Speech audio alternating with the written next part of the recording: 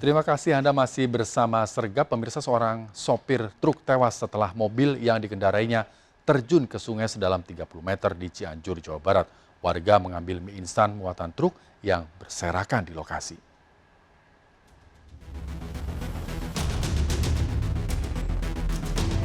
Warga Mande, Cianjur, Jawa Barat dikejutkan dengan terjunnya truk bermuatan mie instan ke sungai sedalam 30 meter. Truk terjun ke sungai setelah menghantam pembatas jembatan Cipetir. Kondisi truk yang hancur membuat warga sekitar mengambil mie instan yang berhamburan. Peristiwa bermula saat truk melaju dari arah Jonggol menuju Cianjur. Tiba di lokasi, kondisi jalan yang menurun dan menikung membuat truk oleng dan menabrak pembatas jembatan hingga akhirnya terjun bebas ke sungai sedalam 30 meter. Akibat kejadian ini, sopir Yayat Rukia tewas di lokasi. Pak, ini mobil dari arah mana mau kemana? Dari arah Jonggol ke arah Cianjur. Bandung. Arah Bandung. Ini itu Cianjur. Ini terjun ke sungai ini berapa meter Pak tinggi? Kurang tahu jelas perkiraan mobil atau pintu. Jasad korban dievakuasi ke Rumah Sakit Umum Cianjur. Kasus kecelakaan ini dalam penyelidikan polisi. Dari Cianjur, Jawa Barat, Muhammad Andi Iksan melaporkan. Pemirsa, janda 2 anak ditemukan tewas bersimbah darah di depan tempat tinggalnya di Rusunawa, Kasnariansyah, Ilir Timur 1, Palembang. Korban tewas akibat luka parah di bagian leher. Tetangga sempat mendengar teriakan korban meminta tolong.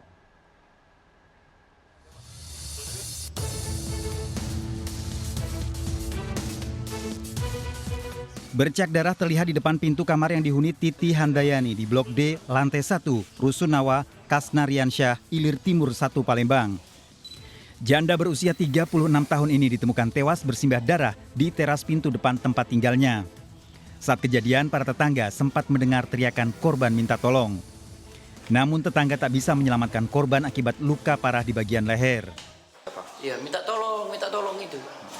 Nah, jadi siapa kan teko yang pelatih yang latihan itu naik, kalau teko sapam Pak Eki yang latih itu naik ke sini, dijengok dia nak ngejar ke sini, bakal tidak kebuat lagi, dah kalau habis langsung nyampak. Jasad korban dibawa ke Rumah Sakit Bayangkara Palembang untuk divisum. Dari keterangan anak korban yang masih berusia 5 tahun, polisi menduga pelaku merupakan tetangga korban yang tinggal di depan rumahnya. Dari Palembang, Sumatera Selatan, Firdaus iNews melaporkan. Pemirsa, pelaku pembunuhan janda 2 anak di Rusunawa, Kasnariansyah, Palembang ternyata pria tetangga korban. Pembunuhan disaksikan 2 anak korban. Pelaku merencanakan pembunuhan karena sakit hati kerap dicaci oleh korban.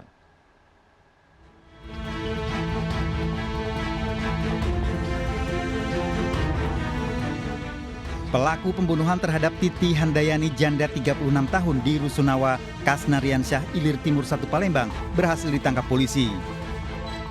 Pelaku Suryanto berusia 21 tahun, merupakan tetangga korban di Rusunawa.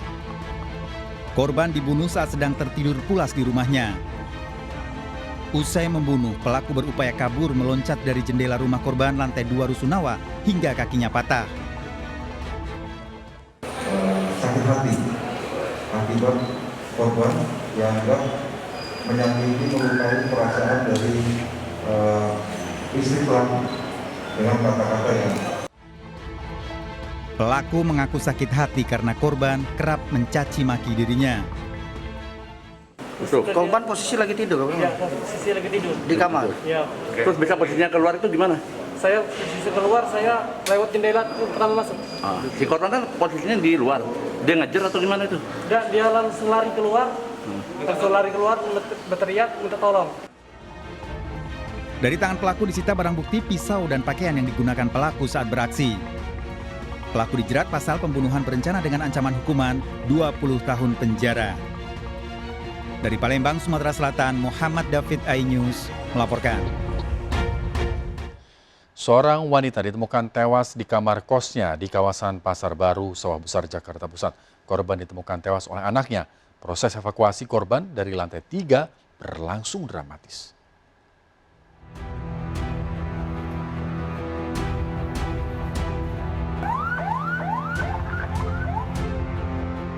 Petugas mengevakuasi jasad Susilowati yang ditemukan tewas di kamar kosnya di pemukiman padat penduduk di kawasan Pasar Baru, Sawah Besar, Jakarta Pusat. Proses evakuasi jasad wanita 45 tahun ini dari lantai 3 rumah kos berlangsung dramatis. Saat ditemukan oleh putranya, tubuh korban sudah kaku dan membiru. Korban sempat diduga terpapar COVID-19, namun pihak gugus tugas setempat menyebutkan hasil tes swab korban negatif. Kena penyakit jantung. Ya, menurut informasi karena saya juga udah di tes COVID itu negatif hasilnya ya. Jasad korban dibawa ke RSCM Jakarta untuk divisum. Dari Jakarta, Rani Sanjaya, iNews melaporkan. Polisi mengungkap rumah tempat produksi madu palsu di Joglo Kembangan, Jakarta Barat. Hampir 1 tahun beroperasi meraup untung hingga 8 miliar rupiah. Pelaku membuat madu palsu dengan bercampur bahan berbahaya untuk kesehatan.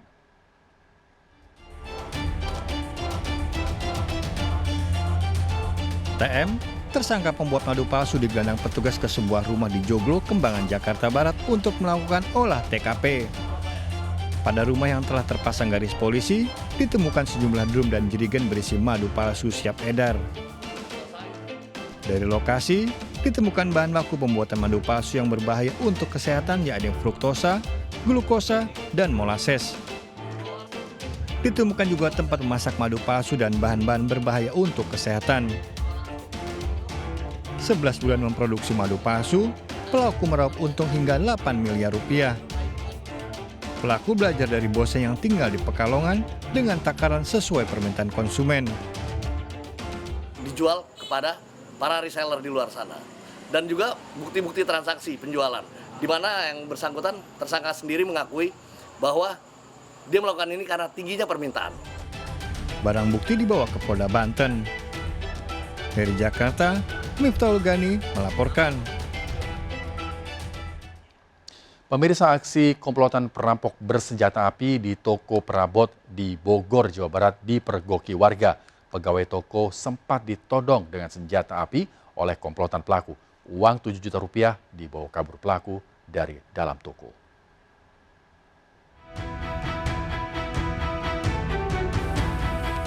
Kawanan perampok bersenjata api menyatorni sebuah toko di Jalan Raya Telajung, Gunung Putri, Kabupaten Bogor, Jawa Barat. 4 pelaku masuk toko dengan menjebol atap plafon. Saat kejadian, toko terkunci dari luar. Warga awalnya mengetahui aksi pelaku setelah melihat cahaya lampu senter di dalam toko. Setelah dilaporkan, pegawai yang mencoba membuka rolling door langsung ditodong pistol oleh pelaku. Pelaku membawa kabur uang 7 juta rupiah serta membawa DVR CCTV dari dalam toko. Apa saya kejar, dia udah kepepet, apa gimana, langsung dia ngambil senjata, dibuang ke atas, selama banyak 2 kali, ke atas sekali, bawah sekali, begitu udah lepas senjata api, saya mundur, karena saya kan takut dong, kalau udah ngelepas senjata api, saya mundur, saya balik lagi, dia ngelepas lagi. Akibat kejadian ini, seorang warga terluka ringan terkena serpihan peluru. Polisi mengerahkan anjing pelacak untuk menangkap pelaku perampokan. Dari Kabupaten Bogor, Jawa Barat, Cahyat Supriyatna melaporkan. Seorang ibu rumah tangga di Kota Padang, Sumatera Barat menjadi korban penipuan petugas COVID-19 gadungan. Pelaku mendatangi korban berdalih untuk memilih keluarga sehat. Korban tanpa sadar diambil perhiasannya saat badannya dibersihkan pelaku.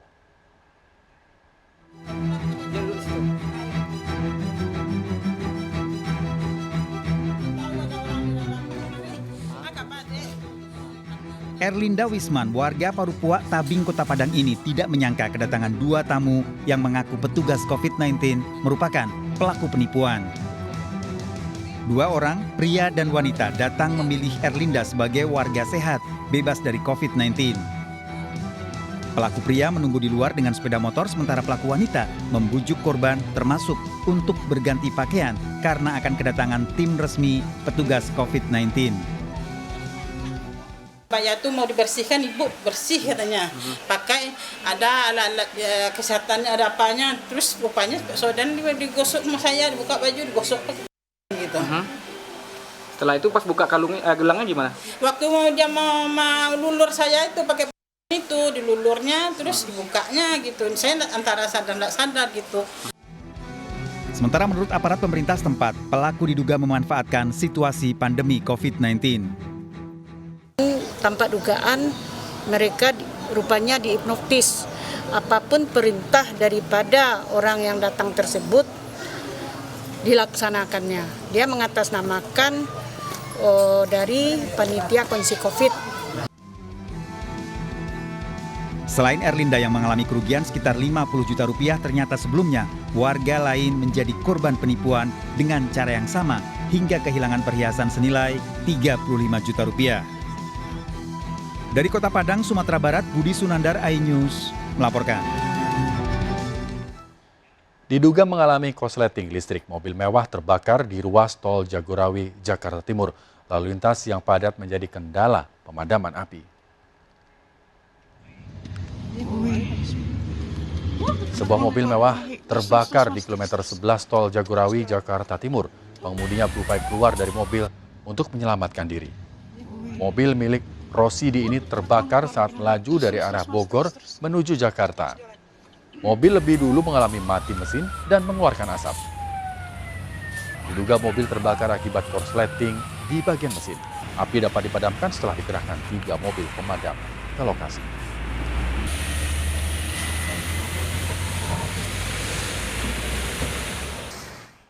Pelaku kejahatan kerap mengincar anak-anak sebagai korbannya. Bocah SD menjadi korban perampasan handphone saat belajar memanfaatkan wifi gratis di pos ronda dekat rumahnya. Pelaku awalnya berpura-pura menanyakan alamat pada korban.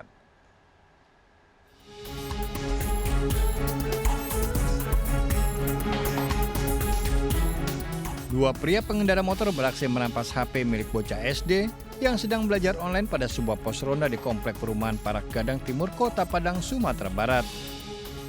Pelaku awalnya berpura-pura menanyakan alamat rumah pada dua bocah SD yang sedang belajar online. Saat korban lengah, pelaku merampas HP dan kabur. Perampasan HP dengan modus serupa sudah 5 kali terjadi dalam 2 bulan terakhir. Ini memang udah sering itu, udah lama. Cuma saya dibikin portal di jalan kita. Tapi siang yang rawan di sini, jam 10 sampai jam 11. Ini rawan karena orang pada sepi. Jadi anak-anak karena siang nggak dipakai, jadi anak-anak ngumpul sini belajar sama-sama gitu. Kebetulan untuk kejadian cuma 2 orang anak-anak. Siswa belajar online di pos ronda tersebut karena memanfaatkan wifi gratis, namun kerap menjadi sasaran empuk pelaku kejahatan. Dari Padang, Sumatera Barat, Budi Sunandar melaporkan. Aksi pencurian handphone terjadi di dalam masjid di Cilincing, Jakarta Utara. Aksi pelaku berpura-pura tidur di samping korbannya dan merogoh ponsel korban yang saat itu sedang tertidur pulas di dalam masjid.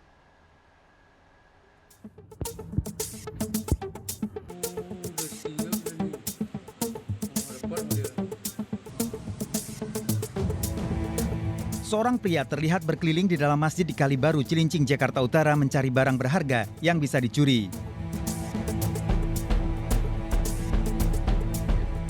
Tak mendapatkan hasil, pria ini mengganti targetnya pada seorang jamaah yang tertidur pulas di dalam masjid. Pelaku lalu berpura-pura tidur di samping korban, kemudian mengambil handphone di saku celana korban. Korban baru menyadari handphone hilang setelah terbangun. Ngambilnya saya ya di kantong saya, ditarik begitu aja. Nah itulah saya nggak sadar saya. Tiba-tiba saya bangun dulu, HP kok nggak ada nih. Saya pikir, wah, perasaan saya pasti saya kantongin nih, kok kenapa bisa nggak ada. Berasa ada yang maling. Saya panggil kawan, bro, coba tolong CCTV ya. Biloto iya bener. Korban mengunggah video rekaman pencurian ini ke media sosial agar pelaku bisa ditangkap. Dari Jakarta, Vindra Kurniawan, iNews melaporkan. Awasi aktivitas anak di dunia maya. Penyebar video asusila mirip artis Giselle ternyata diduga remaja dan anak di bawah umur. Informasi ini akan kami hadirkan untuk Anda sesaat lagi, tetaplah di Sergap.